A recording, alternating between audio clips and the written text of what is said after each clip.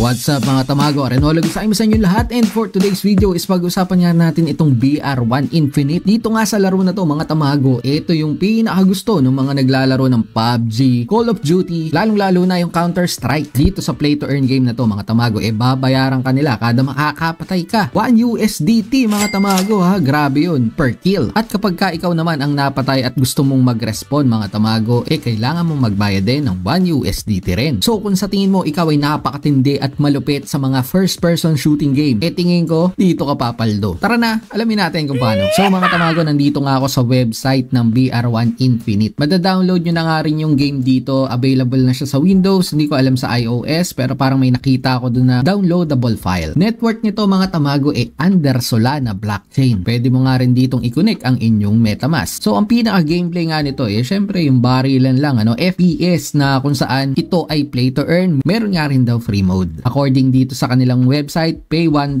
to spawn. Ibig sabihin, para makapaglaro ka, parang token yan, maghuhulog ka ng $1, parang ganon. And for every player you kill, you earn $1, all paid and measured in USD. Pero syempre, may risk din yan. Kung alam mo namang hindi ka magaling sa mga ganitong laruan, mga tamago, baka makuha lang yung inyong $1, Pero kung sa tingin mo, ikaw ay marami kang makukuhang score at mapapatay na kalaban dito sa laro na to, pag-isipan mong mabuti, baka ito na yung game na para sa'yo. Meron din naman dito mga tamago, yung mga hindi masyadong risk taker, pwedeng hindi naman $1 ang ibayad or yung ihulog na token dito. Maaaring 10 cents lang mga tamago, pero syempre 10 cents lang din ang inyong marireceive kapag kayo ay nakaka-PK ng kalaban. Sinasabi nila na meron din naman ditong free modes mga tamago, and makaka-earn din daw dito ng rewards and dollars. Sa ngayon po, ito ay nasa beta test pa lang, pero pagka inilabas to, palagay ko talagang dadagsain to ng mga FPS players mga tamago. Nalaro ko na rin yung pinaka game at talaga namang napakaganda,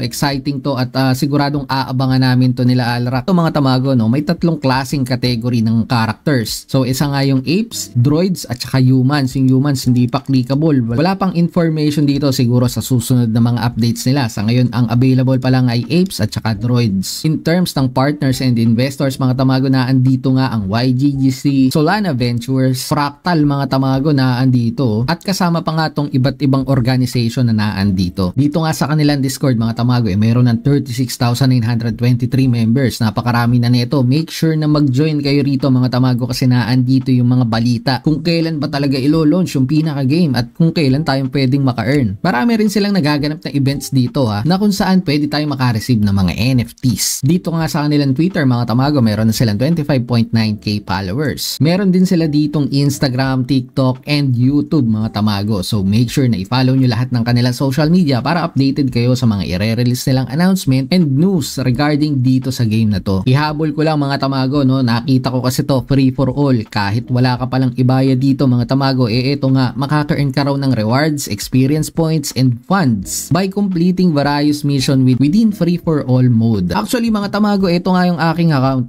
Pag login ko at pag download ko ng pinaka game, nagkaroon nga ako, in-airdropan nila ako ng $0.5 na pwede kong ipanglaro dun sa loob ng pinaka game. So sa ngayon kasi yung earning features dito mga tamago, wala pa po at saka yung minting nila ng NFTs is coming soon pa. Under Solana blockchain mga tamago, make sure na i-visit nyo itong kanilang website. Napakaganda ng game din. Na-download ko na, magla-livestream tayo, lalaruin natin to. Dahil eto nga nakalagay dito, open beta phase. Ibig sabihin, pwede po para sa lahat. At kung kaya ng PC nyo, malalaro nyo na rin. So heads up lang mga tamago, dahil napakaraming games na paparating ngayon 2024, at isa nga ito sa mga tinitignan ko din, BR1 Infinite. This is not sponsored mga tamago, at syempre hindi naman to financial advice. May free mode naman dyan, maglaro ka ng libre, sabi ni tamago. At yun lang sa episode na to. Ingat kayo. Halika na't sumama sa aming barangay, samahang masaya, ano pang hinihintay? Kung online games ang iyong gusto, dito ka sa guild ko, solid to. Sa aming community na puro makulit, mga hari na trash talk pero malupit.